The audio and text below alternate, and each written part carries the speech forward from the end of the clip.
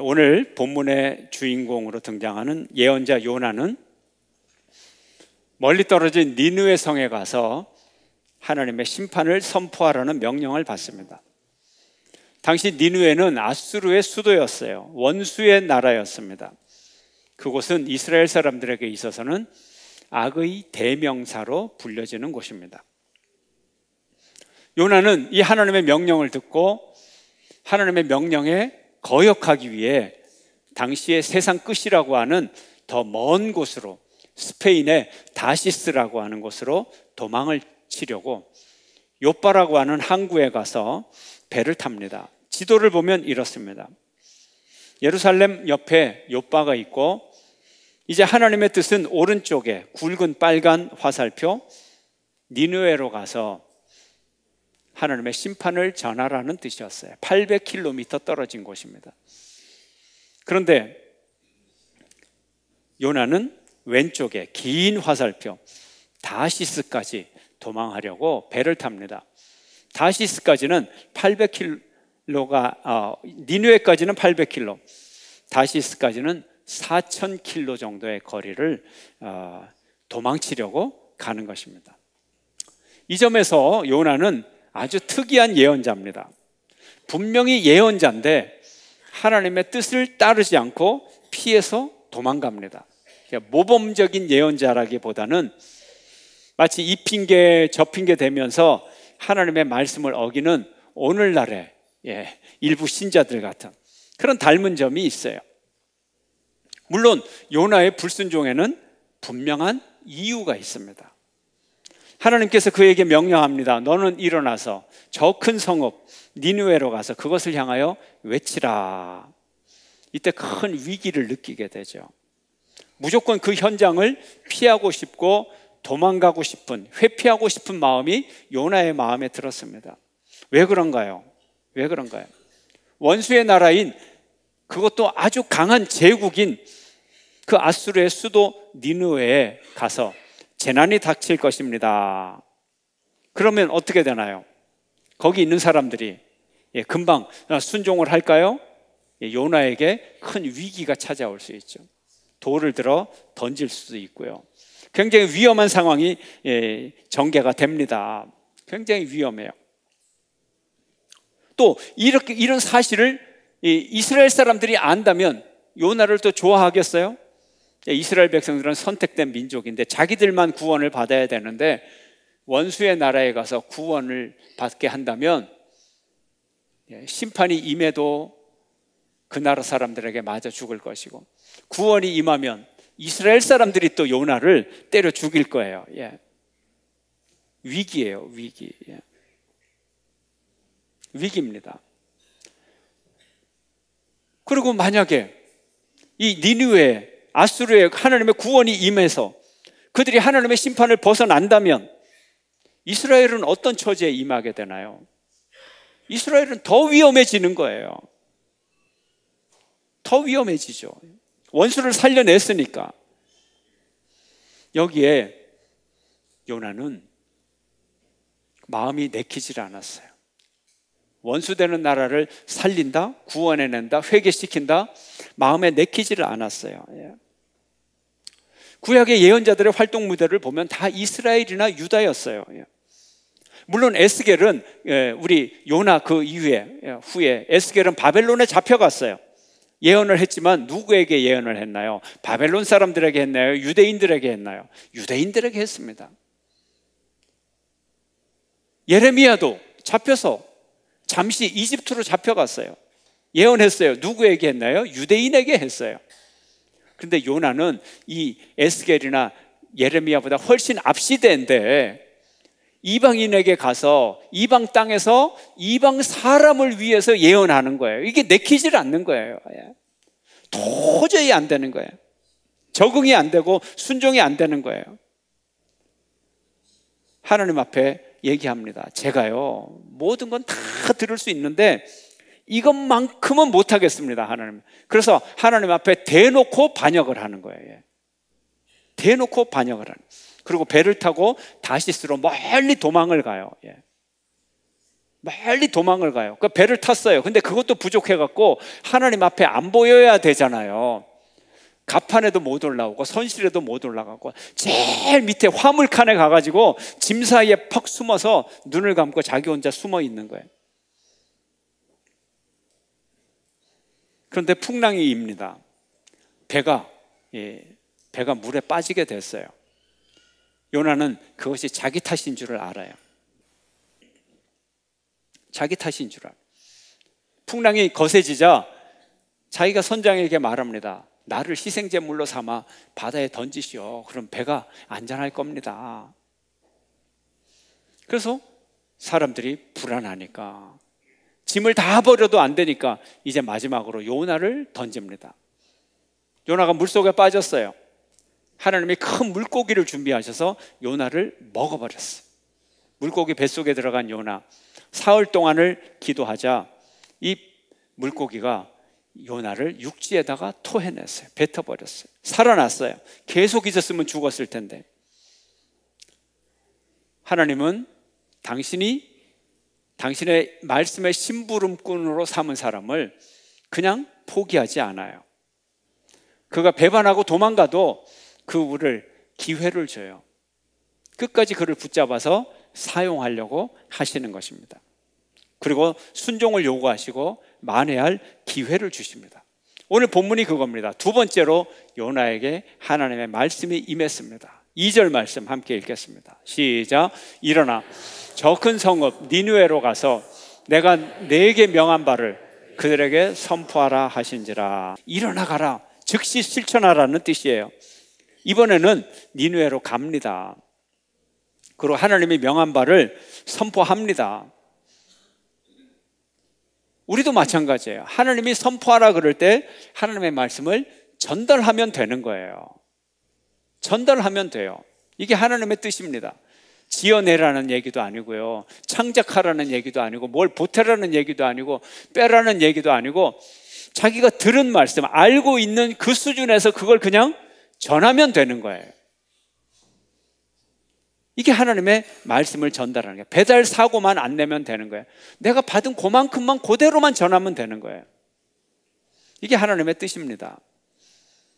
하나님은 이 니느웨 성을 아주 크게 보셨다는 거예요. 오늘 본문을 보면 그 성읍이 하나님 앞에 크다 이렇게 얘기를 합니다. 하나님 앞에 큰 성읍. 창조주 하나님 앞에서 그 성이 크면 얼마나 크겠어요.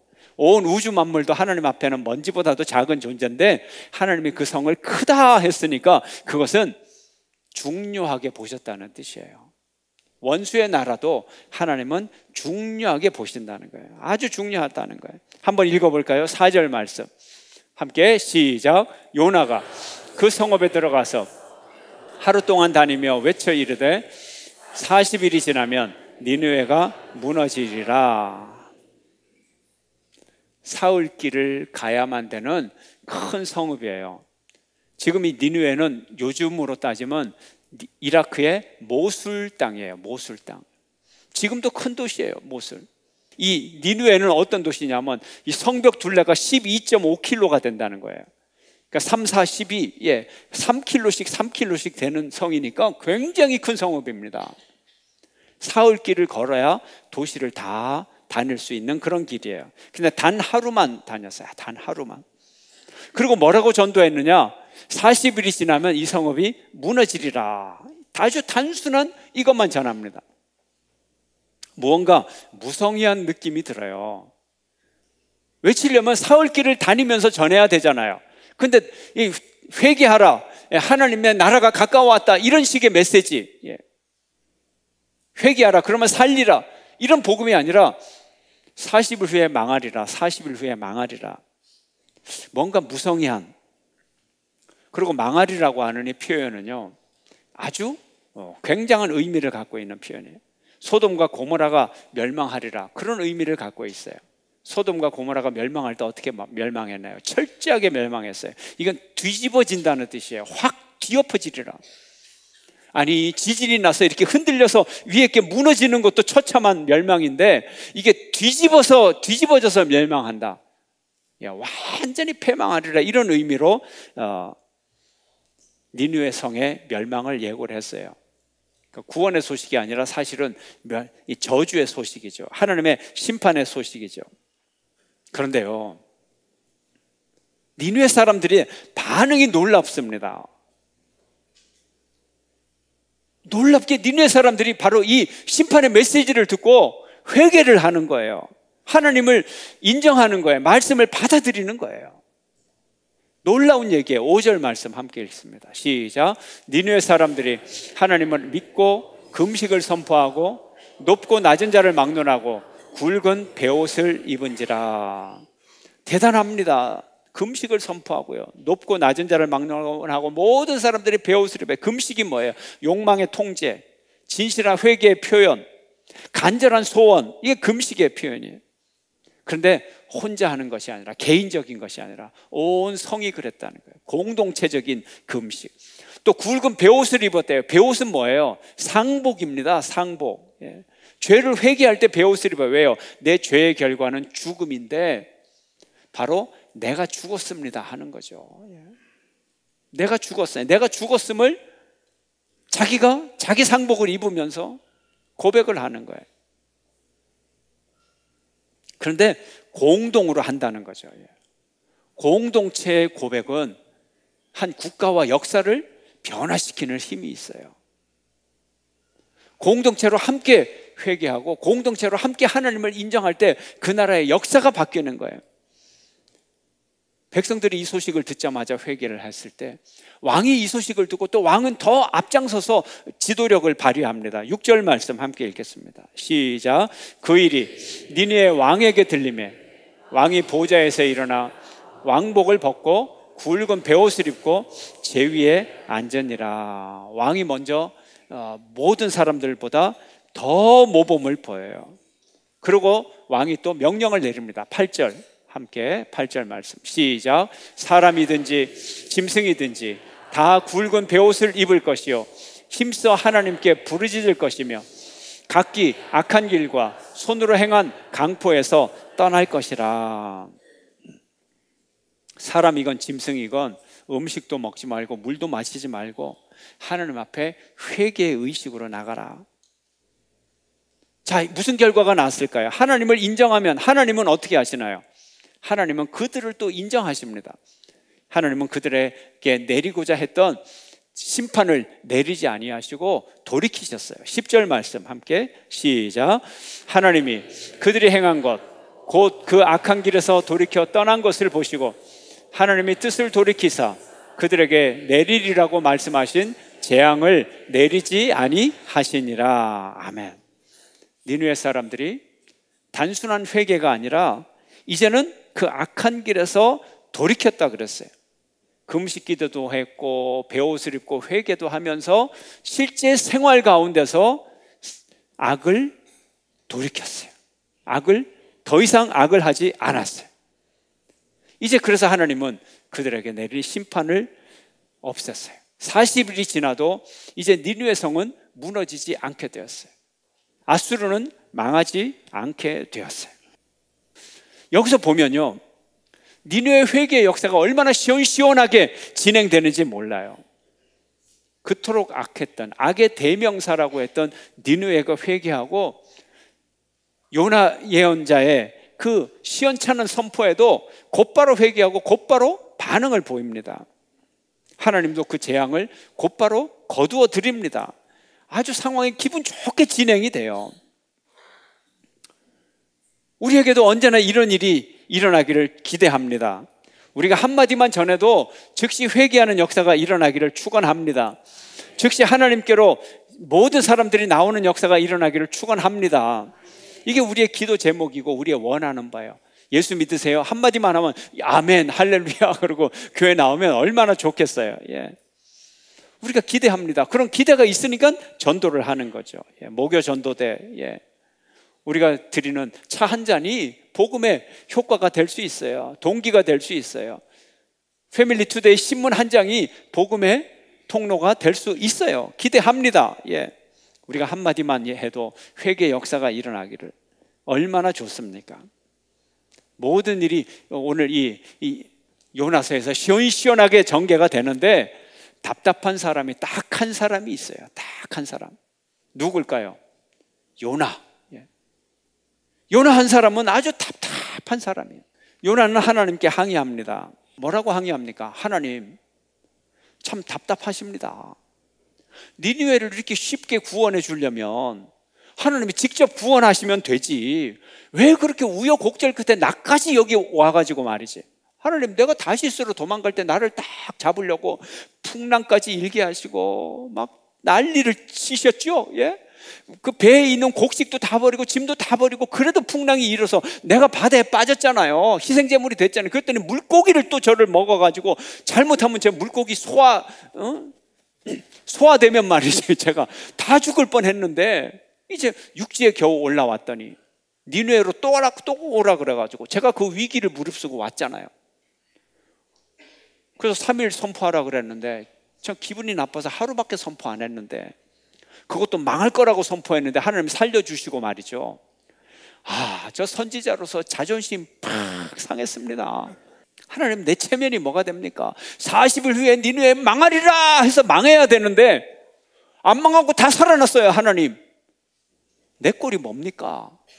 이러고 있는 거예요. 이러고 있는 거예요. 그러니까 요나는 자기가 답답한 거예요. 하나님이 답답하고. 근데 우리가 볼 때는요, 누가 답답해요? 요나 하나가 답답한 거예요. 요나 하나가. 하나님의 뜻이 뭐예요? 40일 후에 멸망하리라. 그래서 멸망을 주는 게 목적입니까? 살리는 게 목적이죠. 이게 하나님의 뜻이라는 것입니다. 이 세상을 향한 하나님의 뜻은 멸망이 아니요 영생입니다. 심판이 아니요 구원입니다. 진노가 아니라 사랑입니다. 하나님은 진심 어린 회개를 통하여 관계를 회복하기를 원하시는 것입니다. 사실 가장 먼저 돌이켜야 될 사람은 요나 자신이었어요. 하나님께 순종하는 돌이킴이 그에게 있어야 했던 것입니다. 우리가 그리스도인이라고 하면서 우리도 역시 죄악 가운데 빠집니다. 그러나 우리가 먼저 돌이켜야 되는 거예요. 우리가 요나임을 알아야 되는 거예요. 그러면서도 요나가 선포했던 것처럼 그 예언의 말을 우리는 끊임없이 순종하여서 해야 되는 거예요. 우리가 깨달은 점은, 우리가 하나님의 마음을 완전히 모르는 사람의 전도도 능력이 있다는 거예요. 예수 처음 믿고 말이죠. 교회 딱 한 번 왔는데 교회 가보니까 좋더라. 자기 친구 보고 교회 가보니까 좋더라. 너도 함께 가자. 그럼 자기 수준에서 자기에게 임한 그 하나님의 말씀을 전해서 그 친구가 와서 전도가 됐어요. 둘이 같이 교회를 다니기 시작했어요. 이게 하나님의 법칙이라는 거예요. 우리가 부족해도 우리가 전도할 때 거기서 하나님의 역사가 일어나는 거예요. 아멘. 내가 완전해서가 아니에요. 내가 죄인인 그대로도 하나님의 말씀은 순종해야 되는 거예요. 물론 나부터 돌이켜야 되겠죠. 그럼에도 불구하고, 부족함에도 불구하고 제가 대학 다니면서 나름 전도하려고 했어요. 나름 전도하려고 했는데 전도에 그게 쉽게 됩니까? 또 진짜 어려운 점은 사는 동네가 멀리 떨어져 있어서 제가 출석하는 교회에 함께 다니기가 어려워요. 함께 다니기만 하면, 다닐 수만 있으면 확실한 관리가 되죠, 소위. 그러나 한 명은 분명히 전도를 하는 게 분명한 게 뭐냐? 제일 친한 친구니까. 알잖아요. 월요일 날 보면 어제 교회 가서 물어볼 수 있고 확인할 수 있고. 그 친구는 장로가 됐어요. 근데 동창 중에 연락을 해보면 장로님이 많이 됐어요. 목사 친구라고. 그래서 장로님이 많더라고요. 한 친구가 전화를 했어요. 자기 장로 임직한다고, 축하한다고 그랬더니 저한테 고맙대요. 장로 임직하는데 왜 내가 고맙냐 그랬더니 내가 자기를 전도했다는 거예요. 그렇게 연락받은 적도 있어요. 이게 하나님의 법칙입니다, 여러분. 이게 하나님의 뜻이에요. 하나님의 일하시는 방법이에요. 예언자조차 원하지 않았던, 요나가 원하지 않았던 그 니느웨의 구원이 하나님의 뜻 가운데서 이루어졌다는 거죠. 여기서 보면요, 우리가 자기 역할만 그냥 열심히 하면 되는 것 같아요. 남의 역할까지 할 필요가 없는 것 같아요. 전도에서도요, 내가 할 몫만 하면 돼요. 내가 전하기만 잘하면 되는 거예요. 받아들이고 받아들이지 않는 그 몫은 상대방이 하는 거예요. 내 몫만 감당하면 되는 거예요. 내가 할 수 있는 몫은 뭐예요? 내 수준에서 전하는 거. 나보다 더 높은 수준 내가 못 전해요. 예, 그건 내 몫이 아니에요. 내 수준에서. 한 번 가본 사람은 야, 한 번 가보니까 너무 좋더라. 예, 또 뭔가 진리를 깨달은 사람은 예수께서 내 죄를 위해서 십자가를 지셨어. 자기 수준에서 전하는 거죠. 우리가 할 수 있는 것은 기도할 수 있는 게 내 몫이고요, 전하는 게 내 몫이고요, 안타깝게 여기는 게 내 몫이고, 불쌍히 여기는 게 내 몫이고, 내 몫만 감당하면 되는 거예요. 유대인들의 달력으로는요, 유대인들 음력 7월 1일이 새해 시작입니다. 우리나라 음력 달력으로 9월 1일 정도 돼요. 하루 이틀 차이가 나요. 유다 달력으로 음력 달력 7월 1일 나팔절, 새해가 시작이 돼서 나팔을 팡 불어요. 그리고 열흘 동안 굉장히 경건한 삶을 살고, 그래서 10일째 되는 날, 이날을 대속죄일이라 그래요. 대속죄일. 그래서 음력으로 9월 1일부터 9월 10일 비슷하더라고요. 하루 차이 나더라고요. 올해 2016년 달력으로 보니까. 그래서 나팔절이 10월 2일 날 시작이 돼서 대속죄일이 10월 11일이 대속죄일이 돼요. 오늘 2016년 달력으로.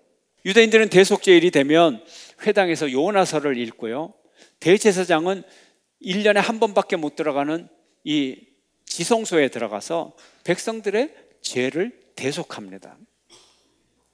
회당에서 예배를 드릴 때 요나서를 읽어요. 요나서를 읽으면 한 절씩 읽을 때마다 성도들이 응답을 해요. 우리의 죄가 요나와 같습니다. 우리는 요나와 같습니다. 수많은 책 중에서 왜 하필이면 요나서를 읽느냐는 거예요. 죄의 고백에 왜 요나의 죄를 고백하느냐는 거예요. 하나님을 거역한 요나. 요나서를 읽으면서 믿음의 백성들의 불순종과 용서하지 못하며 살았다는 것을 고백하는 거예요. 요나는 하나님께 불순종해서 도망갔잖아요. 그리고 죄를 용서하지 않았잖아요. 하나님은 용서의 의미로 심판의 소식을 전했는데, 요나는 정말로 40일 후에 망하기를 원하면서 저주를 했단 말이에요. 이 죄를 고백하는 거예요. 그리고 하나님을 거역한 요나가 회개하고 멸망해야 될 아수르가 회개했을 때 용서해 주시는 하나님의 사랑을 확인하는 절기인 것입니다. 우리의 가장 큰 죄는요, 스스로 돌이키지 않은 죄고요, 우리의 두 번째 죄는 남을 돌이키도록 전도하지 않은 죄입니다. 전도는 전하면 되는 거예요. 요나처럼 전하면 되는 거예요. 하나님께서 역사하실 것입니다. 오늘도 여전히 하나님의 말씀은 살아있어서 개인과 공동체를 악에서 돌이켜 살아나게 할 능력을 가지고 계시는 것입니다. 우리가 하나님의 뜻을 완전히 알지 못하더라도, 하나님의 상황이 이해가 되지 않아도, 내가 어떻게 하고 싶은 마음이 없어도 우리는 하나님의 마음을 전해야 돼요. 하나님의 말씀을 항상 바르게 전해야 되는 것입니다. 바로 여러분이 감당해야 될 여러분 자신의 회개의 몫을 잘 감당하시기를 주의 이름으로 축원합니다. 그리고 다른 사람들을 회개로 부르는 전도의 몫을 잘 감당하는 여러분 모두가 되시기를 주의 이름으로 축원합니다.